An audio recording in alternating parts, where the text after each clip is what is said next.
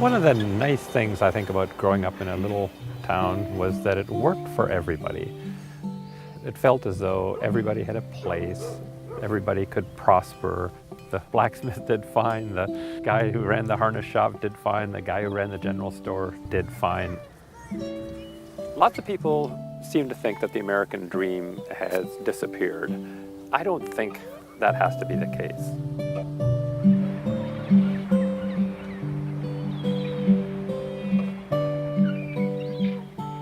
I'm Roger Martin. I'm a business strategist who advises the CEOs of Fortune 500 companies. I have a model that addresses one of the world's most complex problems today. I believe we need to fundamentally change finance and business and its approach to labor.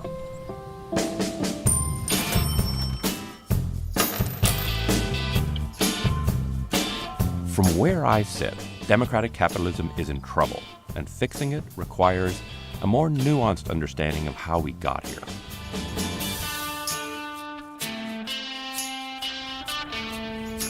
In the late 70s, talent woke up as a class and started expressing its power. And all of it happened literally in a 3-year period. Oh, that's gone. That's 2 more. He's made it all. First, the arbitrator Peter Seitz made a decision in baseball that created free agency.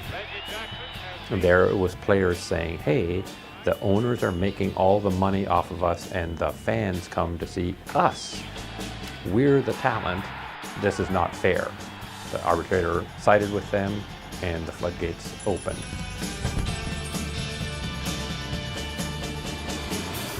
And then George Lucas walks into Paramount Pictures.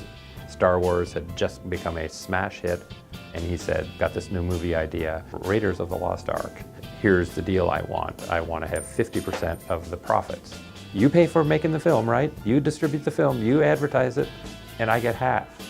And apparently Barry Diller went, okay. That set off talent in Hollywood, and you got $20 million, $30 million salaries. Movie stars participating in Upside.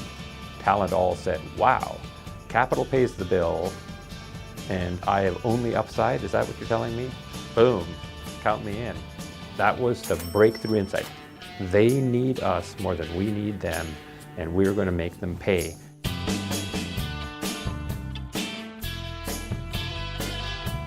And last, Ted Forstmann created this 2 and 20 formula. 2% of assets under management every year plus 20% of the upside.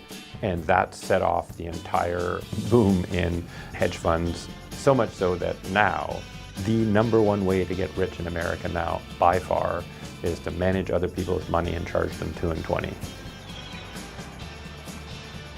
I do worry that the impact of America getting so rich makes Americans more inclined to take that for granted and not ask the question, well, how did that work? How did we grow to be such an economically prosperous country?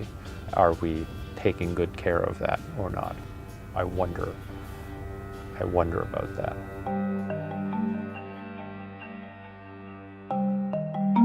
The rise of the talent economy is the key to understanding income inequality in America today.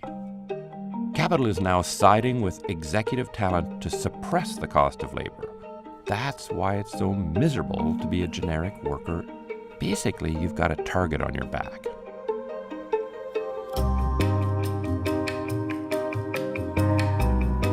Median wages in the United States have been flat for about 40 years. The economy is just not working for a large group of people.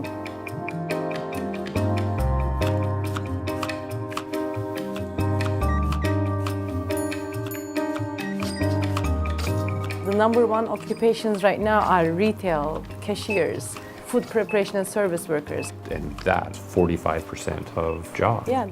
If you're a retail salesperson, you make about $10 an hour. If you're a cashier, you make even less, $9.18, I think. Even if you work full-time, 40 hours a week, every single week, you still don't make enough money to take care of your family. You're still below the poverty threshold. These are people depending on these jobs for their livelihoods. I always felt like we're the bottom of the barrel. It's the stereotype that fast food workers have no goals, they don't want anything in life. You know, that's not true. People feel like they just don't matter. This job is not something that challenges my mind. Anybody can just come in and serve and be nice. I love my boss, but he doesn't really need me because I can easily be replaced. If I leave right now, he hires another waitress. Since the last half of the 20th century, we've turned too many brains off. We're heading in the wrong direction. You hear about the American dream and it's the white picket fence and the 3 children and the dog, but you hit the reality of how do I achieve that? I was a meat manager for this supermarket chain. On Thanksgiving Eve, I remember being called up to the manager's office.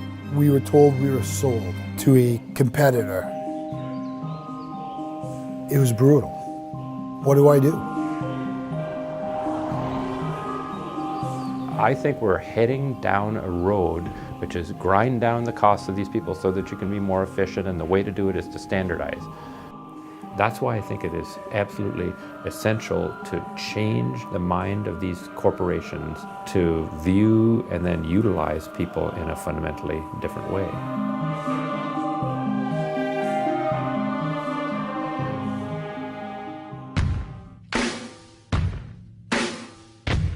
I got a job at Costco, and within the first 3 days, I know I'm involved in something that I've never seen before.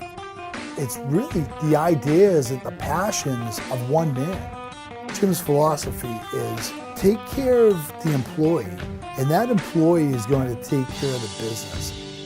You work so hard to raise those standards and to find ways to make yourself a better employee all the time that it builds job security. The argument was that there's a trade-off between low prices and good jobs. Yeah. But companies like Costco show that's actually not true. When we opened up our first Costco, we said, well, nobody's going to be able to say that we're making money off of the backs of our employees because we're going to pay the best wages.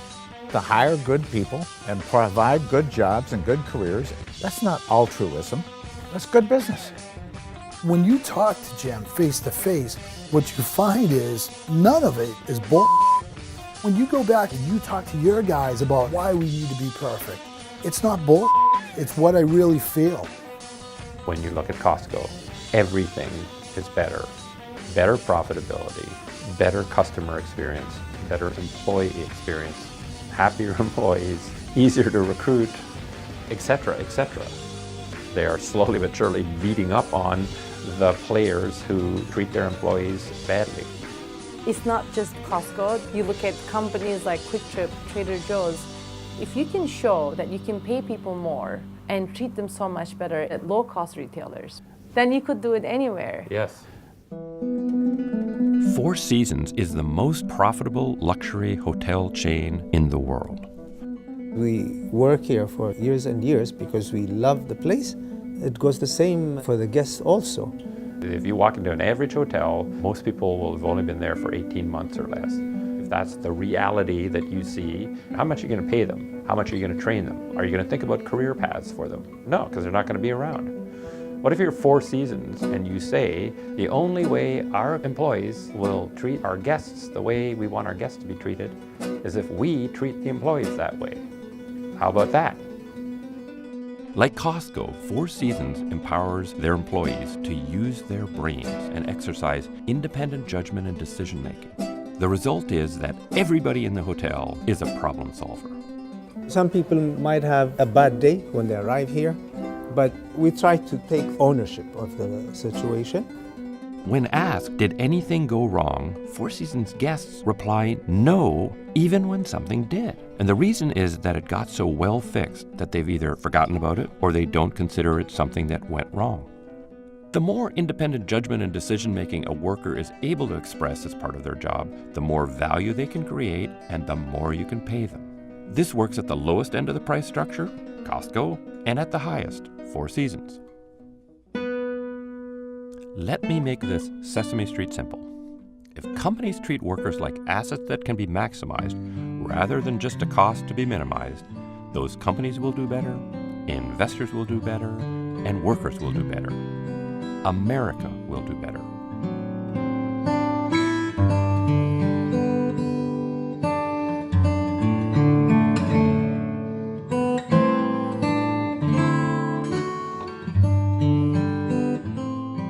There's a group of people who talk about humanistic management as if you can be mean and make lots of money or humanistic and make less money. To me, that's not the choice. There is a way to make more money as a consequence of paying your employees more and treating them differently. My model is based on real people. I help provide for my young brothers and give them an example of how hard you should work for what you have. Most of us, we're wired to provide more for the people you love. We have 4 children, 1 who's in college and 2 that are still at home. Because of my benefits and our pay, we've been able to raise what I like to call productive little citizens. It's really what we're here for. What will it take for the American dream to become more accessible to more Americans? We can take a page from what talent accomplished in the 70s.